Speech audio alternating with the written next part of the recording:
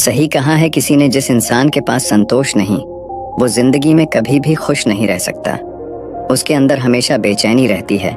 उसको कितना भी दे दो उसका मन कभी भी खुश नहीं हो सकता। बहुत समय पहले की बात है।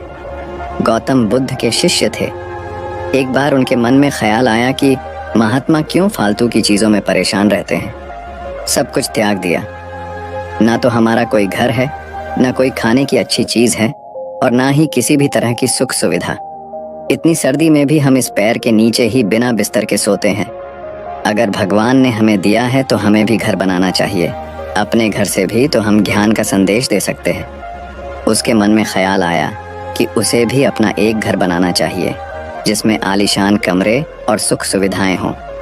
वो एक बार वो नगर में भ्रमण के लिए निकला था तो किसी ने उसे एक गद्दा तोहफे में दे दिया। वो गद्दा काफी आरामदायक था। उसने बोला, ये होता है असली सुख। देखो इस गद्दे पर सोने में कितना सुकून मिलता है।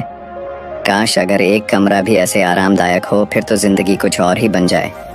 लेकिन महात्मा है कि सुनते ही नहीं है। आखिर सब कुछ त्याग करके खुद को कष्ट पहुंचाना, ये कौन सा जीवन है। उसने विचार किया कि वह अगले दिन भिक्षा मांगने के लिए जाएगा और पैसे इकट्ठे करेगा ताकि वो अपना घर बना सके और आराम से उसमें जीवन गुजार सके। इसी इरादे से वह अनाज और धन इकट्ठा करने के लिए वो नगरी में निकल गए, जिसके लिए वो गांव-गांव की यात्रा शुरू करी और कई लोगों से मुलाकात करते करते और अपने इस आश्रम के बारे में बताया। इसी यात्रा के दौरान उनकी मुलाकात एक किसान से हुई। वो किसान बहुत गरीब था लेकिन फिर भी काफी उदार दिल का था। उसने महात्मा से आग्रह किया कि आप बहुत थक गए हैं, आप आज रात्रि को मेरे घर पे विश्राम करें और भोजन ग्रहण करें तो आपकी बहुत अनुकंपा होगी। वो महात्मा मान गए। उसने उनका स्वागत किया और उनके आने का कारण पूछा। महात्मा ने उसे सारी बातें बताई। मैं बहुत दूर जंगल से आया हूँ और मैं अपने लिए एक आश्रम बनाना चाहता हूँ। किसी विचार से मैं इस नगर में भ्रमण पर निकला हूँ कि अगर मुझे कुछ धन मिल जाए तो मेरा काम आसान हो जाए। उस किसान ने महात्मा की बात सुनी और बोला, आप निश्चिंत रहें, हमारे गांव में बहुत से उदार और धनी लोग हैं जो आपकी मदद जरूर करेंगे। उसने महात्मा को भोजन कराया और बोला, आप चिंता ना करें, आप आज रात्रि को विश्राम करें, बाकी सुबह का कल देखेंगे। लेकिन उस किसान के घर में सिर्फ एक ही बिस्तर, एक ही चौकी थी और सोने का सिर्फ एक ही बंदोबस्त था। उसने महात्मा से आग्रह किया, आप मेरे बिस्तर पर सो जाइए, मैं नीचे जमीन पर सो जाऊंगा, मुझे कोई दिक्कत नहीं है। उसने एक पतली सी फर्श पर चादर बिछाई और फर्श पे लेट गया।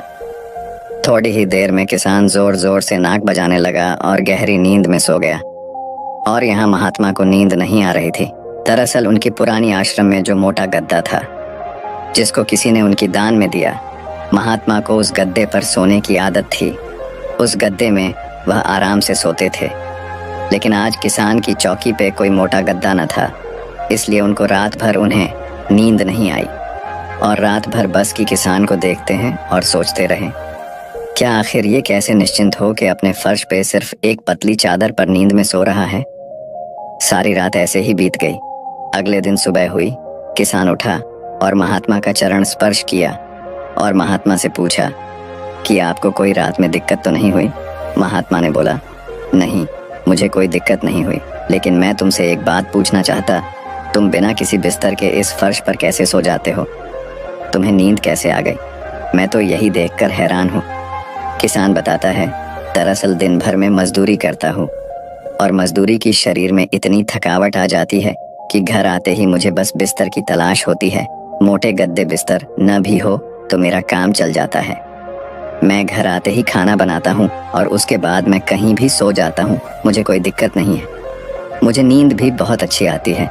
जब शरीर में थकावट हो फिर तो शरीर को कहीं भी नींद आ जाती, उससे क्या फर्क पड़ता है? क्या आपके पास महल है या मोटा गद्दा है, या आपके साथ पलंग पर सो रहे हो या आप नीचे सो रहे, शरीर को तो बस आराम की आवश्यकता होती है। किसान ने पूछा, यह गुरुवार क्या मैं आपके साथ धन एकत्र करने चल सकता हूँ? मेरी इच्छा है कि आपके साथ आपके उस आश्रम बनने में मैं आपका योगदान दूं, आपके साथ मिलकर काम करूं और कुछ धन इकट्ठा करूं।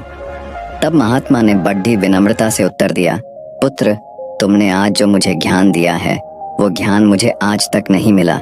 आज मुझे पता चल गया इंसान के मन का असली सुख क्या है। अब मुझे किसी आश्रम और महल की इच्छा नहीं रही। इतना कहकर वो महात्मा धन दान करके वापस अपने आश्रम को लौट गए। उन्होंने जो कुछ भी धन एकत्र किया था वो गरीबों में बांट दिया और स्वयं एक छोटी सी कुटिया बनाकर रहने लगे। जीवन का सुख संतोष में है। अगर मनुष्य के पास जो भी है वो उसे स्वीकार कर लें और उसी में संतोष कर लें तो जीवन में उसे खुशियां तलाशने की जरूरत नहीं है। वो उसका सारा सुख उसी वक्त अनुभव कर लेगा। कई घरों में अपार धन दौलत ऐशो आराम होते हुए भी वहां सुख शांति नहीं होती, क्योंकि उनके पास जो कुछ भी है वो उससे संतोष नहीं हो रहे। कहते हैं जिन्हें दूसरों की थाली में घी ज्यादा देखता है वो कभी खुद से भर पेट नहीं खा पाते। इंसान को चाहिए कि उसके पास जो कुछ भी है वो उसी में खुश रहे, लेकिन इंसान ऐसा कर नहीं पाता और अक्सर दूसरों को देखते हुए और खुद को और ज्यादा चाहने की इच्छा एक अच्छा इंसान को कभी भी खुश नहीं रहने देती और इसी तरह से पूरा जीवन असंतोष में बीत जाता है। उसके पास इतना है, मेरे पास इतना क्यों नहीं। हम हमेशा दूसरों को देख के उनसे परेशान रहते हैं कि हमें इतना क्यों नहीं मिला। आखिर जिंदगी का असल दुख इन्हीं सब चीजों के बारे में सोच गई है। इसीलिए कभी कभी हमें चाहिए कि हम खुद इस बारे में विचार करें कि हद से ज्यादा इच्छा कितना सही है।